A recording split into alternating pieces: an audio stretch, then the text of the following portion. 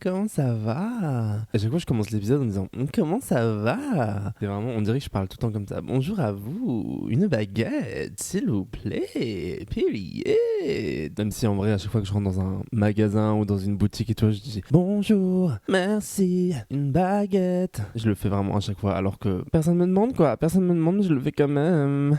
Comment ça va? Comment vous allez? Comment ça se passe là le mois de janvier? Je vais pas vous dire le contraire. Moi, je suis genre a sucker for the January. Waouh, ça veut rien dire ce que j'ai dit. Mais bref, j'adore le mois de janvier. Là, je vais pas dire le contraire. Il paraît un petit peu long cette année-là. Puis je pense que c'est comme tout le monde nous dit, il est long, il est long, il est long, il est long. J'ai vu même dans le métro maintenant, il y a des pubs qui te disent, qui utilisent ce truc de janvier est un mois super long, que bah en fait, tu l'as en mode il est long quoi. Alors qu'en vrai, il a que 31 jours comme la moitié des mois de l'année. Et les autres en ont genre 30 ou 28. Donc j'avoue, mais c'est vrai cette impression, mais c'est surtout quand tu travailles. Quand tu travailles et que t'es en mode genre, ok, donc là j'ai genre 5 week-ends. Et alors il y a des gens qui vont te dire, trop cool, il y a 5 week-ends, je peux me reposer. Et il y a aussi d'autres gens qui vont te dire, moi je travaille le week-end, babe. Donc voilà, ça dépend des gens, ça dépend de la chance que vous avez ou pas. Alors, aujourd'hui, pour l'épisode, je ne sais pas s'il va être long ou court, je vais pas m'avancer. Mais je me suis dit que ce serait intéressant que je vous partage quelques lectures. Je vous préviens tout de suite, je vais vous dire si j'ai fini les lectures ou si j'ai pas fini les lectures. Parce qu'en fait, ça c'est un truc chez moi, j'ai du mal, en général déjà à finir les choses, mais alors j'ai du mal à finir les livres. C'est-à-dire que même quand j'adore un livre, et ben la dernière page, je vais être en mode mais attends, mais non mais je veux pas la lire, je veux pas la lire, je veux pas la lire. Je veux la lire dans un bon moment, je veux pas la lire quand je suis dans le métro avec le bruit, je veux pas la lire quand je suis dans la rue ou je sais pas quoi. Et donc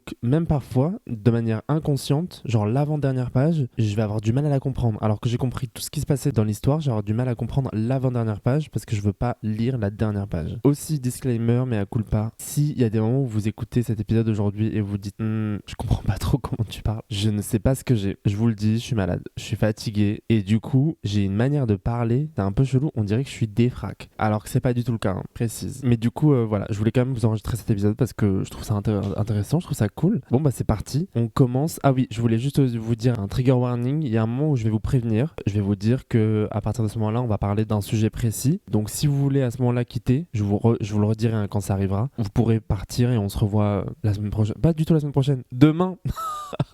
La semaine prochaine. MDR. Alors, on commence par les romans. D'abord, je voulais vous parler d'un livre qui s'appelle Où vivaient les gens heureux de Joyce Maynard. Moi, j'en ai entendu parler dans un podcast, dans le podcast 4 quarts d'heure. Et j'étais en mode, bon, il a l'air d'être super cool et tout. Je crois qu'il y a plusieurs personnes qui en ont parlé. Je l'ai acheté en seconde main. Voilà. Écoutez-moi, je l'ai lu, je ne l'ai pas lâché. Je ne l'ai pas lâché. Alors que c'est pas du tout. Je lis très peu de romans, alors que je devrais en lire plus. Et j'ai adoré du début à la fin. Genre vraiment, en fait, ça raconte littéralement l'histoire d'une femme. J'ai envie de dire, je peux pas vous dire plus parce que je vous laisse le lire. C'est pas forcément très joyeux. Il se passe notamment un incident, qui va changer complètement la trajectoire de cette femme. Mais en fait, toute sa vie est mêlée de joie et d'incidents. C'est pas non plus un personnage qui a énormément de chance dans sa vie dès le départ. Mais vraiment, j'ai adoré. Pour vous dire, j'avais dû écrire, pas j'avais dû, mais en gros, j'avais la possibilité d'avoir un appartement, c'était il y a 2 ans, 1 ou 2 ans. Pas du tout, c'était l'année dernière. Bah, j'avais pas de CDI. Du coup, je m'étais dit,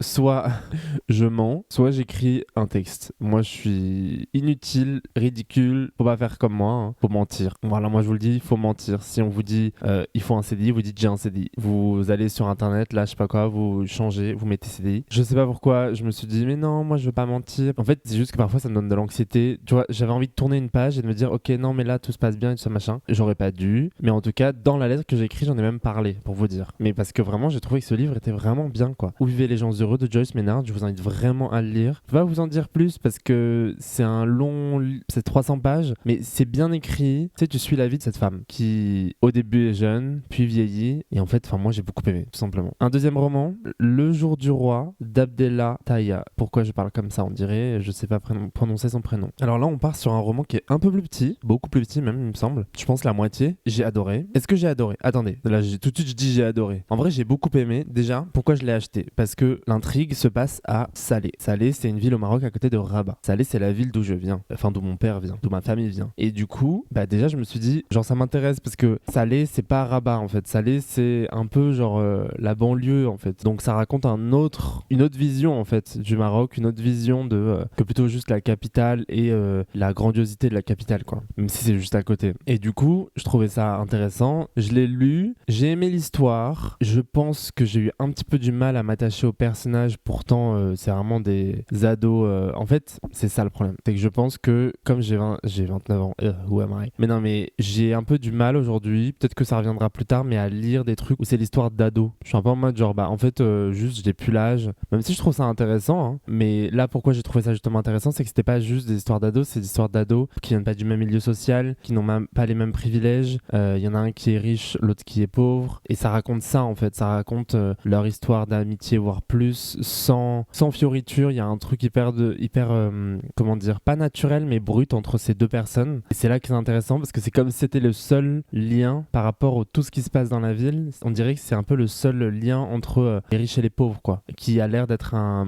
lien sincère et pur. Et un peu la question, c'est est-ce que ce lien peut être abîmé par le fait qu'il ne soit pas né avec les mêmes privilèges, tout simplement. Très intéressant. Moi, j'ai aimé. Et voilà, je vous conseille de le lire. Ça s'appelle Le jour du roi de Abdel Attaya. Autre roman, Comment sortir du monde de Marwan Berti. J'ai envie de dire que, je sais pas si ça raconte ma vie complètement parce que c'est pas vraiment ma vie, mais en fait, ce que j'ai bien aimé surtout, c'est que ça raconte qu'est-ce que c'est d'être arabe queer hors d'une grande ville, en fait. Et je trouve que c'est rare qu'on ait ce genre d'histoire, de schéma, de représentation, en fait, tout simplement, qui, je trouve, en tout cas, je vais pas dire de bêtises parce que je l'ai lu il y a un petit temps quand même, et c'est assez court, donc.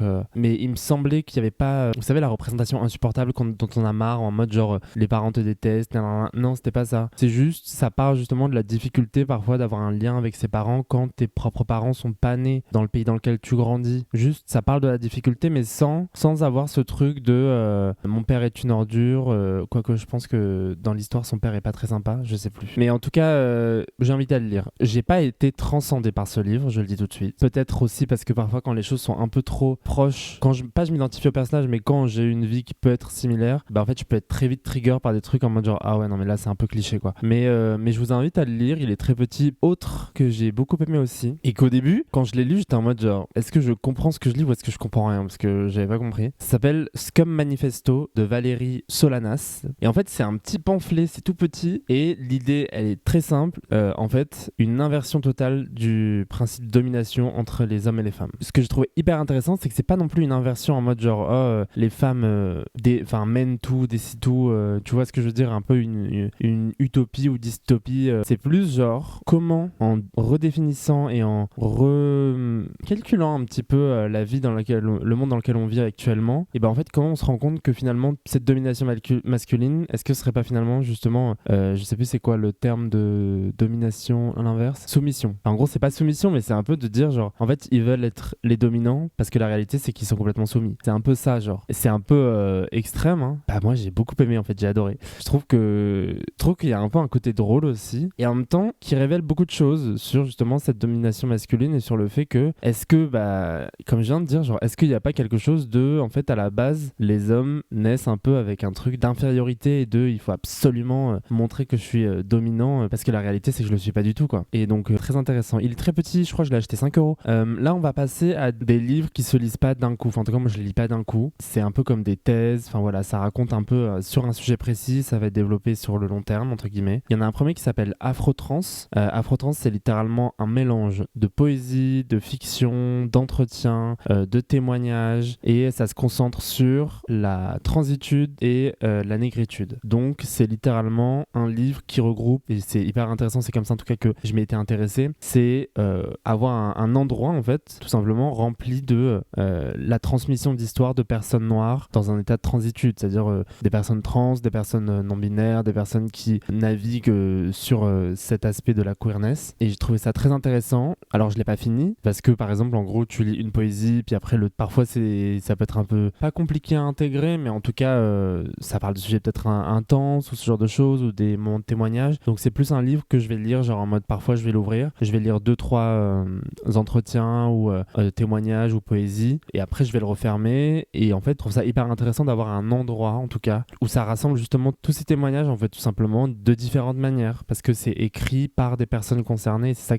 ça qui est intéressant aussi, ou en tout cas très souvent si je me trompe pas, même quand c'est un témoignage genre une interview d'une personne concernée, c'est fait aussi par une personne concernée. Je vais pas dire de bêtises mais il me semble que c'est vraiment ça. Un autre livre aussi que je n'ai pas fini, que je suis en train de lire en ce moment, qui s'appelle Une brève histoire de la transmisogynie. C'est la traduction d'un livre donc en français qui a été écrit à la base par Jules Jill Peterson. Ça raconte l'idée de la transmisogynie dès son origine. Ce que j'aime énormément, c'est que ça vient au niveau des sources en fait de cette transmisogynie et même de l'idée de transidentité, de transitude. Quel terme était utilisé à la base par les personnes concernées? Est-ce que c'est des termes, spoiler alert, oui, mais qui ont été apportés par la colonisation, de tout ce que ça incombe jusqu'à aujourd'hui, quoi, et de comment ça impacte encore la vie des personnes qui sont sur cette non-norme du genre, entre guillemets, et comment ça impacte leur vie, quoi. Et je trouve ça très intéressant. Il y a une préface qui a été faite par Mirena El-Sharif. Je trouve ça hyper intéressant. En fait, pour vous dire, quand j'ai lu la préface, je me suis dit, ok, je prends ce livre. Enfin, c'est pas vrai, je crois que j'ai vu le livre, je l'ai acheté. Mais quand j'ai lu la préface, en fait, c'était parmi les premières fois où je voyais écrit dans un livre des choses que moi, je pouvais savoir. Mais en fait, le rapport, justement, à la transidentité dans les pays nord-africains, quels sont les termes qui sont utilisés par les personnes concernées en Afrique du Nord, qui sont pas forcément les mêmes termes qu'en Europe. Et je me suis dit, ah ok, je pense que je vais beaucoup aimer ce livre, puisqu'en tout cas, la personne qui fait la préface de ce livre dans la version française traduite, et ben j'aime bien ce qu'elle raconte, tout simplement. Donc voilà, là ça va être des bandes dessinées un peu longues quand même, c'est des grosses bandes dessinées. Ce que j'aime bien dans le fait que ce soit des grosses bandes dessinées, c'est que c'est pas une bande dessinée que tu lis en une soirée, quoi. Donc c'est pour ça que j'aime bien celle-ci. C'est les 2 tomes de Moi ce que j'aime c'est les monstres de Émile Ferris. Pourquoi j'ai dit Émile Ferris? Moi j'arabise tout le monde. Émile Ferris. Tout simplement, je vous invite à les lire. Je vous préviens tout de suite, il y a des moments qui sont vraiment pas joyeux. Voilà, trigger warning quand même sur ces bandes dessinées qui peuvent être parfois extrêmement crues et parler de sujets assez violents. Mais je trouve que c'était vraiment bien fait, je suis vraiment rentré en fait dans l'histoire et j'ai beaucoup aimé. Voilà, les 2 tomes. Je crois que j'ai beaucoup aimé le premier plus que le deuxième. Mais voilà, les 2 tomes sont très intéressants et en plus la technique qui est utilisée de tout dessiner au stylo, j'ai trouvé que ça raconte autre chose, que ça apporte justement un peu ce côté sombre et cette noirceur. En fait, elle a pas besoin de dire que c'est un peu sombre puisqu'il y a quand même cette utilisation du stylo 4 couleurs, quoi. Vous voyez très bien le stylo 4 couleurs qui est assez sombre, quoi. Il y a pas énormément de luminosité dans les couleurs et moi j'ai beaucoup aimé. Pour les personnes qui souhaiteraient partir, ça va être maintenant. J'espère que ça vous a plu, j'espère qu'il y aura des livres. Si vous les avez, n'hésitez pas à commenter, à me dire ce que vous en avez pensé. Je suis en train aussi de réfléchir à une manière dont on pourrait peut-être se partager nos livres qui dorment chez nous, parce que des livres ça coûte cher. Moi j'avoue, là j'ai arrêté d'en acheter parce que ça coûte trop cher et de toute façon j'achète tout en seconde main. Mais on pourrait réfléchir à une manière de justement se les partager, et les livres qui dorment chez nous, on n'a pas forcément envie de jeter, ou bon, on jette pas un livre, on n'a pas forcément envie de les jeter ou de s'en séparer parce qu'on les aime bien, on veut les relire peut-être un jour ou en tout cas les transmettre. Mais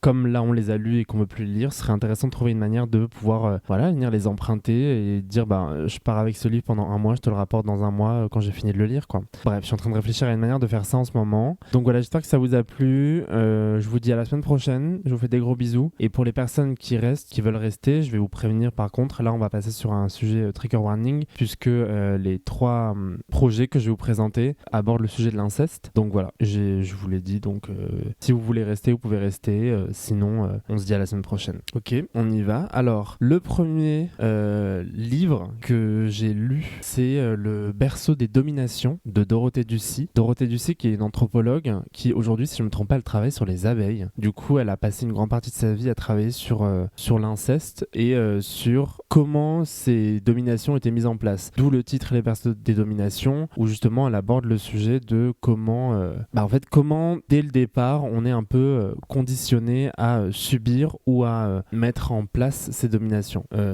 J'ai pu l'inverse de subir, d'agir sur ces dominations, enfin en tout cas d'être incestée ou incesteuse. Et du coup, elle parle de ça, elle parle des mouvements de domination dans les familles incestuelles et de comment tout ça est mis en place. Je trouve ça très intéressant. Je vous préviens tout de suite, ce livre peut être très dur parce que littéralement, en fait, elle interroge de personnes qui ont incesté, d'incesteurs et d'incesteurs principalement, pas d'incesteuses mais d'incesteurs, qui sont en prison. Alors bien sûr que c'est un biais puisque c'est des gens, mais vous lirez le livre si vous le lisez, vous verrez c'est intéressant puisqu'elle précise quand même que naturellement c'est des gens qui viennent parler, qui espèrent que ça peut les aider à sortir aussi un peu de prison en fait, puisque il me semble qu'en prison en gros si tu fais pour bonne action quoi, c'est-à-dire tu fais un truc bien, et après je connais pas le principe carcéral donc je vais pas dire de bêtises, mais du coup très dur, je vous dis pas le contraire, mais très intéressant. La manière dont elle l'aborde, ça permet aussi de le voir justement non pas comme juste un témoignage qui est énormément utile, je dis pas le contraire, mais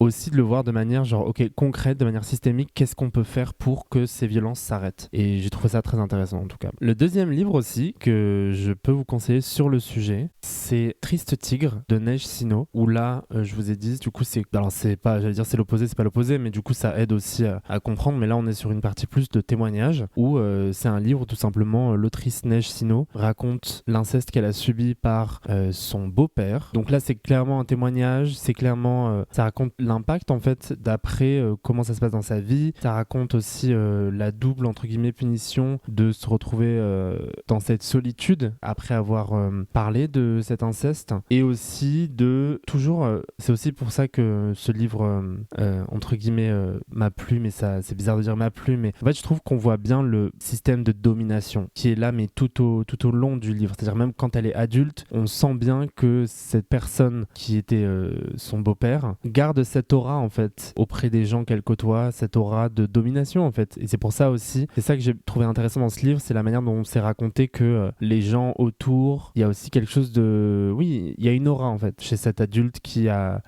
fait l'irréparable quoi. Je trouvais ça intéressant et je vous invite à le lire si vous voulez. Alors encore une fois, hein, là on est sur des sujets de l'inceste, là c'est du témoignage en plus, mais comme le berceau de domination de Dorothée Ducy, je vous ai mis un trigger. Si vous n'avez pas l'envie, l'énergie, si vous ressentez beaucoup de solitude ou ce genre de, je vous conseille pas forcément de les lire. Après je voulais ajouter, je dis que je vous en parlerai de 3, mais je voulais ajouter La culture de l'inceste qui a été dirigée par Iris Bray et Juliette Drouard, et on y retrouve Wendy Delorme, Dorothée Ducy justement, Sokna Foll, Ovidie et Tal Peter Brodt-Merks. Tal Peter Brodt-Merks qui est décédé, je sais pas comment on dit en français, ça c'est entre guillemets si vous voulez peut-être une première approche, en tout cas moi c'est comme ça que je l'ai vu, et je me suis dit au début ok je vais lire, je vais acheter ça, c'est un peu plus complet entre guillemets parce qu'il y a plein de manières différentes en fait d'aborder le sujet. Par la suite justement j'ai lu Le berceau des dominations. Je trouve que ce livre il rassemble plein de manières et de visions de voir l'inceste et de démontrer justement l'existence de cette culture de l'inceste, comme on y retrouve la culture du viol, voilà, la culture de la pédocriminalité. Donc c'est hyper intéressant et justement c'est lié aussi à ça. C'est ça que je trouve intéressant, c'est que de montrer que le système inceste, ça va aussi plus loin que simplement dans les familles. C'est-à-dire qu'il y a aussi, on retrouve ce système dans le système de la pédocriminalité. C'est parce que ce système est autorisé au sein même des familles qu'on le retrouve aussi dans la société en général à travers la domination des adultes sur les corps enfants et du coup de l'existence justement de cette pédocriminalité. En fait, de redéfinir le mot inceste et de voir que ok l'inceste existe bien sûr, à la base on parle d'inceste pour une domination d'un corps sur un autre intrafamilial, mais que aussi ça va plus loin que ça, c'est-à-dire que c'est la domination aussi des adultes sur les enfants, et en tout cas d'une personne plus âgée sur une personne plus jeune, et j'ai trouvé ça très intéressant. Et pour terminer, une bande dessinée qui est aussi un témoignage d'Alexandra Petit et Marine Courtade qui s'appelle On ne parle pas de ces choses-là. Encore une fois, c'est une bande dessinée, donc ça peut paraître peut-être un peu plus léger, mais bon, on parle encore d'inceste. Je trouve que les dessins sont bien faits. Je trouve qu'on voit bien aussi en fait la vie de l'autrice justement dans cette recherche de témoignages, et en fait elle sort d'une sorte d'amnésie. En fait, c'est pas vraiment une amnésie si je me trompe pas, c'est juste un sujet dont il parlait pas en fait dans sa famille, mais dont les gens sont au courant, en tout cas sa famille est au courant. Et justement, elle décrypte bien en fait ça, à partir du moment où elle peut plus en fait, elle est obligée d'aller poser des questions à sa famille, et je trouve ça hyper intéressant. Donc voilà, il y a plein d'autres livres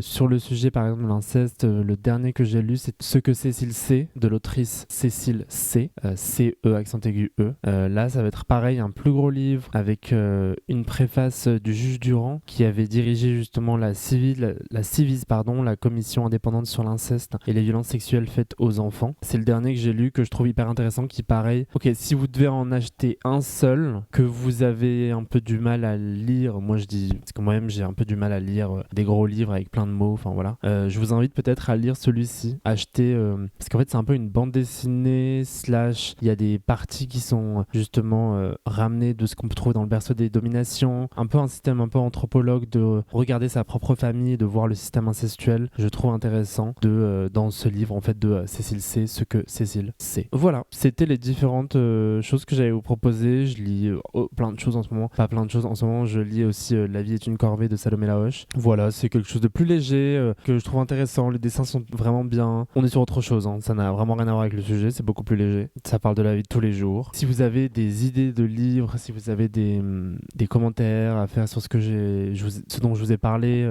n'hésitez pas. Hein. C'est un peu le but aussi de vous partager mes lectures, c'est aussi de vous entendre et de vous voir ce que vous aimez et tout. Je suis désolé si cet épisode avait l'air un peu fouillis, comme je vous ai dit, j'ai mal au ventre. Donc je me sens pas très bien aujourd'hui, je suis un peu malade, donc je fais au mieux. J'espère que ça vous a quand même plu, que vous avez appris de nouvelles choses, hein, de nouveaux livres à lire. N'hésitez pas encore une fois à acheter en seconde main, je sais que ça coûte cher. Comme je vous ai dit, je suis en train de réfléchir à une manière dont on pourrait partager nos livres en fait, parce que les livres qui dorment comme ça, bon, ça sert pas à grand chose, le savoir dort pas. Mais voilà, si vous voulez, je vais quand même le dire, si vous voulez, n'hésitez pas à commenter, à liker, à partager mon podcast à tous les gens que vous connaissez. Merci pour les écoutes. Et alors, j'ai pas du tout regardé. Enfin, si, je crois que j'ai regardé, mais je sais pas trop ce que ça veut dire. Bref, mais en tout cas, merci beaucoup. N'hésitez pas à le partager. N'hésitez pas à me suivre sur mes réseaux, Zobiyamina. Et je vous fais des gros bisous. Je vous embrasse fort. Et puis, à demain. Hein. Gros bisous.